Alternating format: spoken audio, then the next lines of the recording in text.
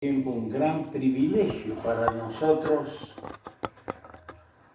hacer una parte en nuestro tiempo en medio de tantos conflictos, de tanta lucha, de tantas pruebas, de tanta epidemia, podernos juntar para oír la voz del Señor.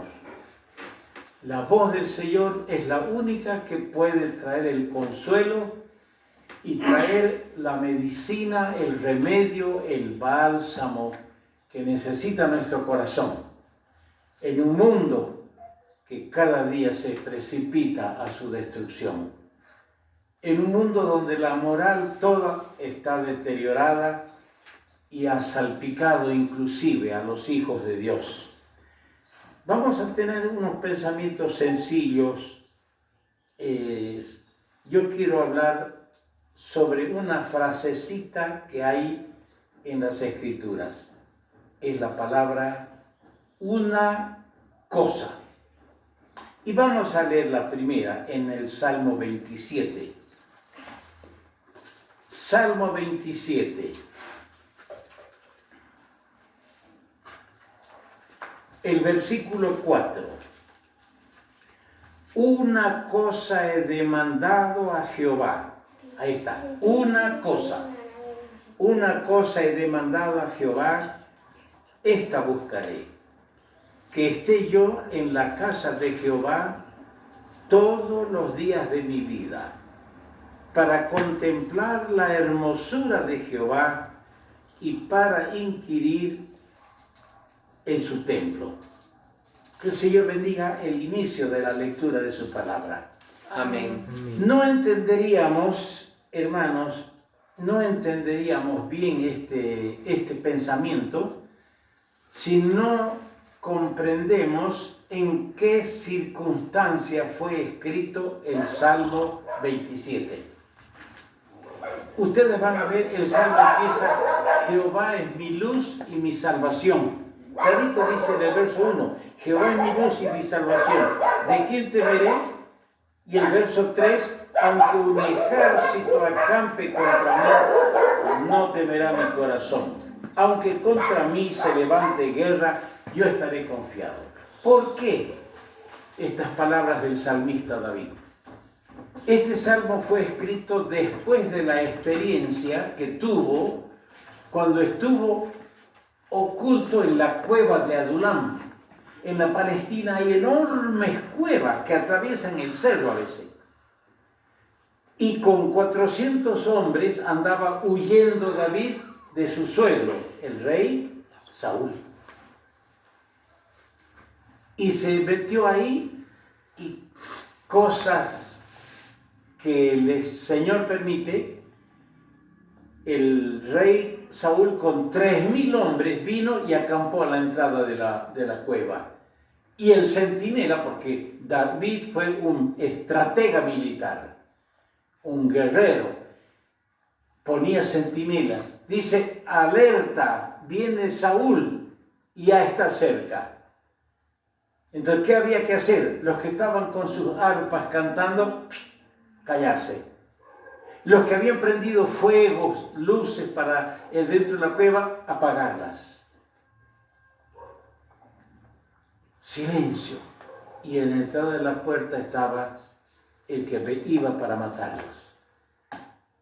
Y después de esa experiencia escribe estas palabras: Jehová es mi luz y mi salvación.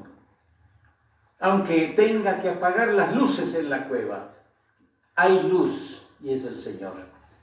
Aunque un ejército acampe alrededor, no temerá. ¿Cómo quisiera, hermanos, tener esa confianza que tenía David? A veces cualquiera nos asusta, cualquier prueba nos aplasta, cualquier situación nos tira la lona. Pero qué lindo saber que, aunque haya el más fuerte y poderoso ejército, el corazón mío no tiene que temer. ¿Por qué? Porque el ángel de Jehová acampa alrededor de los que le temen y los defiende. Que el Señor inspire con estas palabras confianza y fe a nuestro corazón. Pero entre las cosas que realmente nos interesa es, David sufría, no tanto la persecución, sufría el no poder estar en el tabernáculo. Entonces todavía no había el templo, porque su hijo Salomón lo construyó el templo. Sufría que no podía ir al templo a cantar, a tocar su arpa. No podía ir al tabernáculo para buscar al Señor. Y es por eso que él dice estas palabras. Una cosa le he demandado, le he pedido al Señor. Y esa cosa voy a buscar. Que esté yo en la casa de Jehová todos los días de mi vida. Estar siempre, para mí esto quiere decir estar siempre en las reuniones. Estar siempre, la iglesia, 1 Timoteo 3:15, la iglesia es la casa de Dios. No el edificio, ¿no? La iglesia somos nosotros. Y cómo nuestro corazón debería apetecer. A veces escuchamos decir, ay, me he deseado comer tal cosa, he deseado esto. Pero David dijo, he deseado una cosa. ¿Qué? Estar en la casa del Señor. No abandonar las reuniones. No abandonar el unirme a las voces que cada vez que nos reunimos exaltan y proclaman el nombre de aquel que vive por los siglos de los siglos. Eso es lo que nuestro corazón debe desear. Una cosa, estar siempre en la casa de Jehová. ¿Para qué? Para contemplar su hermosura y aprender.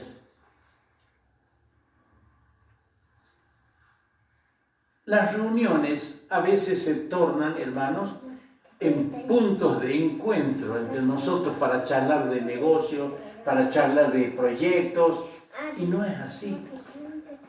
En las reuniones debemos apetecer estar para contemplar la hermosura del Señor, rescatar en cada reunión, a través de la palabra que se nos lee, que se nos predica, rescatar las maravillas preciosas del Señor.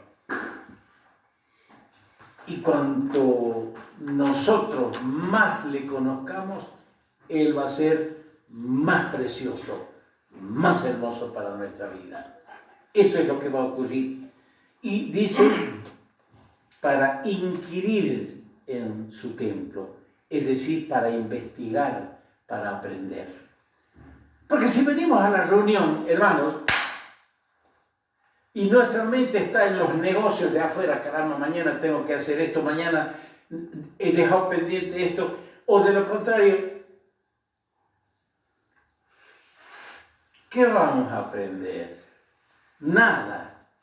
Va a ser ya, vamos a convertirnos en religiosos. No, hay que estar en la reunión, hay que hacer reunión. Para ir a dormir, mejor no hacer nada.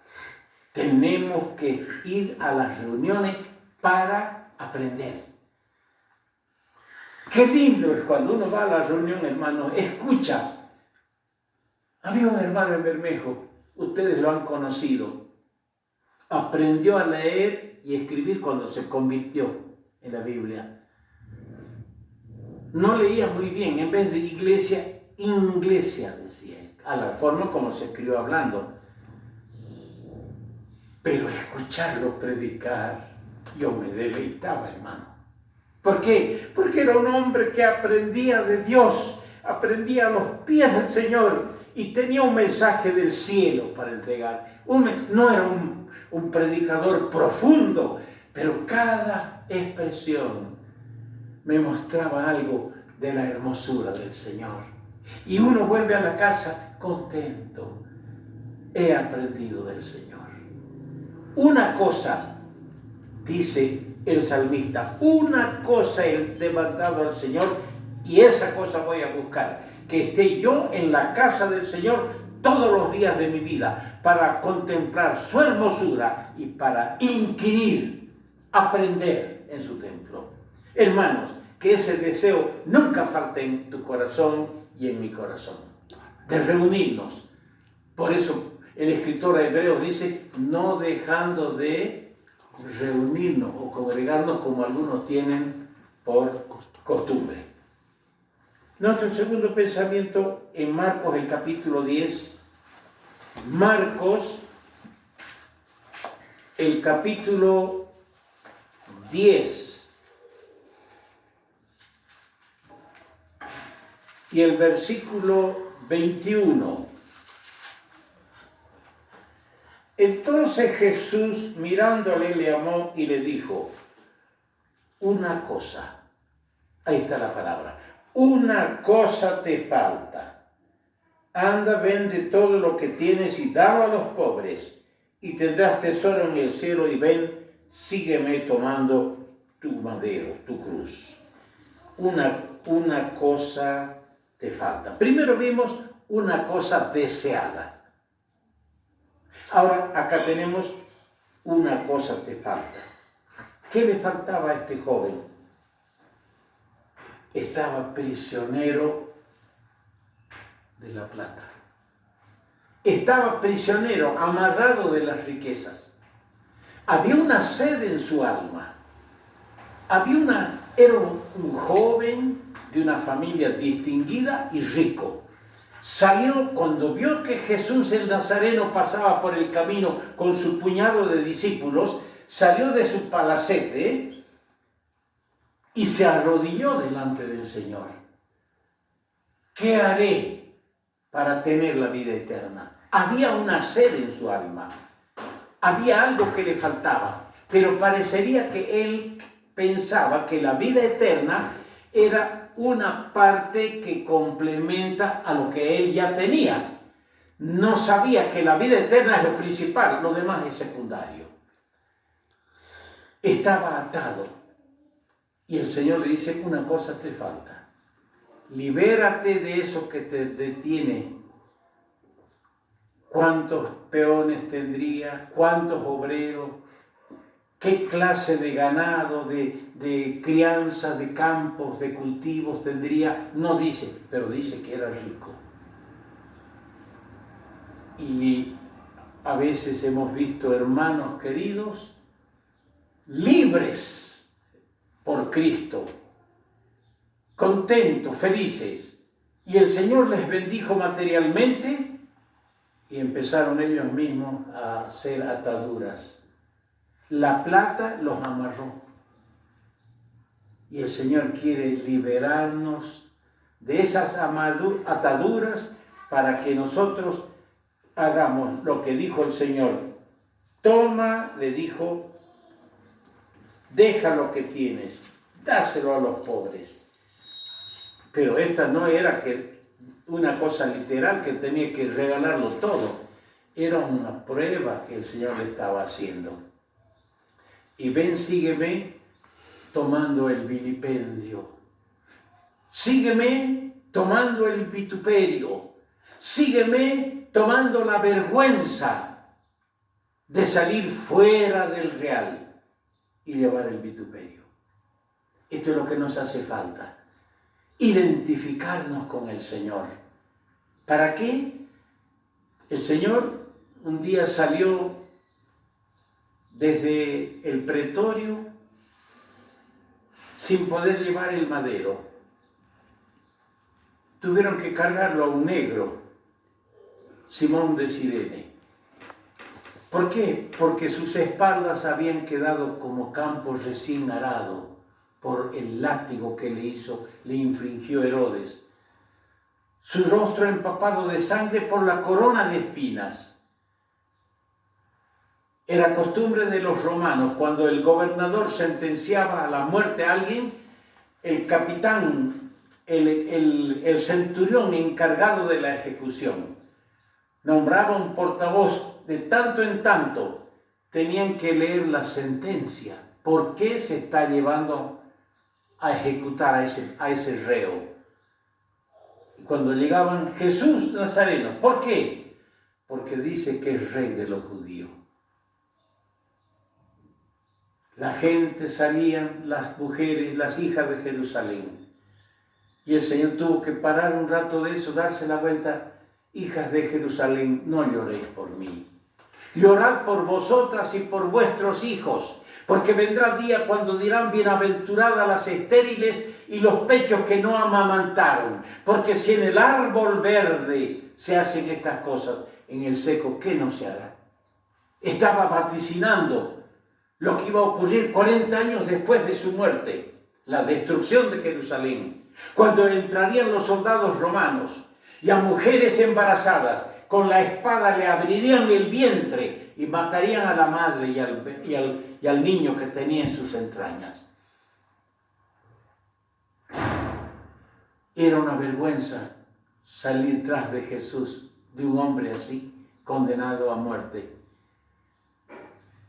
Y el Señor dice, una cosa te falta. Desata las ataduras y ven, sígueme. Identifícate conmigo cuando todos me rechazan.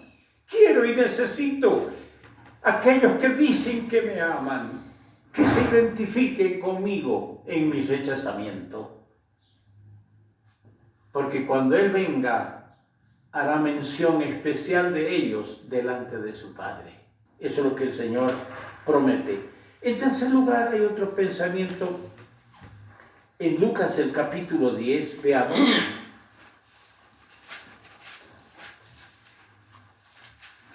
Lucas, el capítulo 10, el versículo 42. Lucas 10, 42. Pero solo una cosa. Otra vez la expresión una cosa. Pero solo una cosa es necesaria. Y María ha escogido la buena parte, la cual no le será quitada. El Señor está en Betania, donde hay un hogar que lo ha acogido a Él, donde hay una familia a quienes Él ama, una familia compuesta de 3 hermanos, Marta, María y Lázaro. La historia es conmovedora en el capítulo 11 del Evangelio de Juan, cuando el Señor es uno de los 3 únicos pasajes que hay en la Biblia donde dicen que el Señor lloró. Cuando averiguó de la tumba, dice, ¿dónde? Ahí está, esta es la tumba. Hace 4 días que está ahí. Y dice que miró la tumba. Y ese versículo tan cortito de 2 palabras, Juan 11:35, Jesús lloró. El hombre Jesús lloró. Ahora, él estuvo en la casa de esta familia y en su primer mención de su visita allá, le invitaron para comer. Y cuando uno invita a comer hay que cocinar. Y Marta estaba afanada, entraba, salía. Y el Señor estaba sentado ahí. Y María se sentó a los pies del Señor. Y estaba escuchando la enseñanza del Señor. Y Marta iba, venía, iba, volvía. Y claro, Señor, dígale que me ayude. Después va a comer lindo a la mesa cuando se siente. Ahí no va a flojear. Mire que me ayude. Y el Señor le dijo, Marta, Marta, muy turbada estás. Esas son las palabras que el Señor le dijo. Muy turbada estás con muchas cosas. Pero una cosa te es necesaria. Y tu hermana María ha escogido esa cosa, la buena parte. ¿Qué es la mejor parte? Sentarse a los pies del Señor, oír su palabra, aprender. Porque no con solo el pan vivirá el hombre, sino con toda palabra que sale de la boca de Dios. ¿Cuándo aprenderé yo a dejar de turbarme, a dejar de afligirme tanto, sabiendo que las palabras del Señor son espíritu y son vida, sabiendo que lo mejor es estar a los pies del Señor? Y hermanos, ustedes que predican, un consejo. Nunca prediquen algo que les entusiasme. Nunca prediquen algo que les llama la atención. Prediquen lo que rescaten a los pies del Señor. Eso es palabra de Dios. Ese será el mensaje que Dios te ha dado para entregar a tus hermanos, para impactar en el corazón, quebrantar los corazones. Una cosa es necesaria y eso te falta, pero tu hermana ha escogido la buena parte. Otro pensamiento en el Evangelio de Juan, capítulo 9. El Evangelio de Juan, el capítulo 9 y el versículo 25. Juan 9, 25. Entonces él respondió y dijo: si es pecador, no lo sé. Una cosa sé, que habiendo yo sido ciego, ahora veo. Fíjense otra vez la expresión, una cosa sé. Hay muchas cosas que no sabemos. Y es feo cuando nos ponemos a hablar lo que no sabemos. Y se da esto con algunos predicadores. Yo he notado estos días de la pandemia, todo el mundo ha aprendido a manejar, hasta yo ignorantemente he aprendido a grabar y a mandar mensajes. Todo el mundo sale a acomodar la pandemia a las escrituras, o acomodar las escrituras a la pandemia y confundir a la gente. Charlatanes, predicadores, todo el mundo ha creado su página para tratar de hablar de muchos con la mejor y más preciosa intención. Pero escuchamos cada cosa que no se ajusta a la palabra de Dios. No se ajusta. Y a veces hablamos lo que no sabemos. Este ciego que el Señor curó dice: ustedes lo acusan a Cristo de pecador. Si es pecador, yo no sé. No voy a hablar de lo que no sé. Pero una cosa yo sé: que yo era ciego. Y ahora veo. Nadie me quita eso.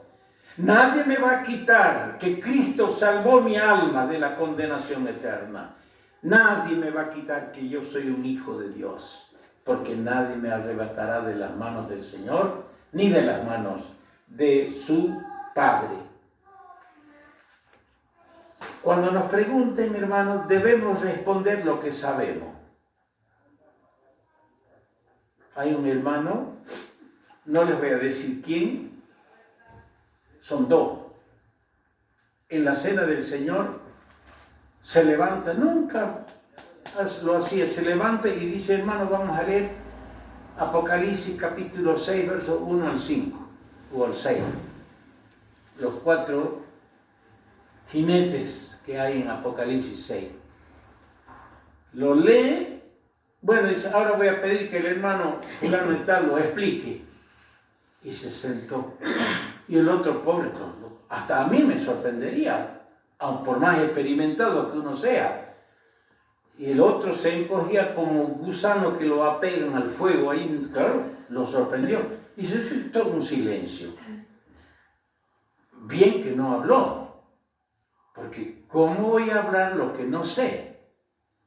Y a veces los predicadores hablamos: hermano, ¿qué quiere decir este texto? Y para no quedar que el predicador no sabe, le mete cualquier explicación.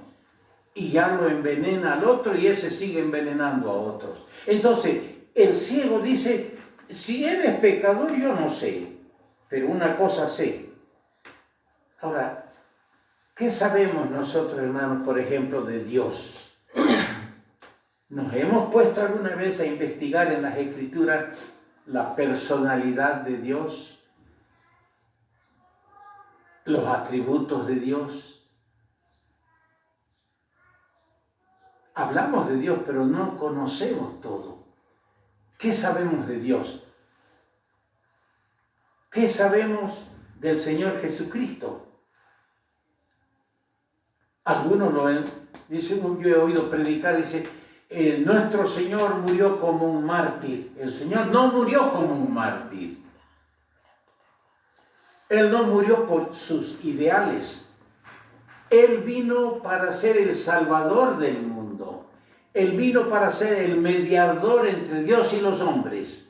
Pero lo más precioso, murió como mi sustituto. Yo merecía el juicio, yo merecía todo el castigo de la justicia divina, perfecta y santa. Pero Él se ofreció, heme aquí, oh Dios, para hacer tu voluntad. Él llevó nuestros pecados e iniquidades en su cuerpo en el madero. Y cuando el Padre vio a su Hijo envuelto en esa suciedad, apartó su rostro. Y de ahí del madero se escuchó ese alarido desgarrador. Dios mío, ¿por qué me has desamparado? ¿Por qué? No murió como un líder, no murió como un mártir, murió como un sustituto. Eso yo sé y puedo hablar. Y hermano, por eso, ¿qué sabemos de Dios? ¿Qué sabemos del Señor? ¿Qué sabemos de la Biblia? La palabra de Dios, ¿qué sabemos? Y a veces hablamos lo que no sabemos. Qué lindo es escuchar a este que era ciego. Una cosa sé. El ciego evitó opinar de lo que no sabe. Pero de lo que él sabía, nadie lo iba a callar. Yo era ciego, ahora veo. Y un quinto pensamiento en Filipenses. Hermano, vamos a ver en Filipenses, el capítulo 3.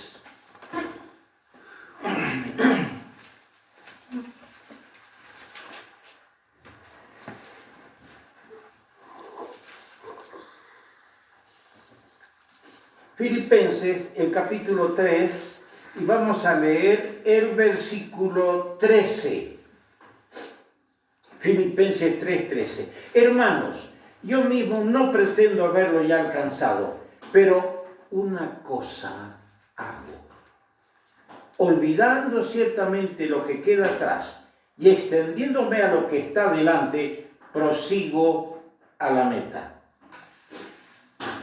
Una cosa deseada, una cosa te falta, una cosa necesaria, una cosa sé, y aquí tenemos una cosa hago.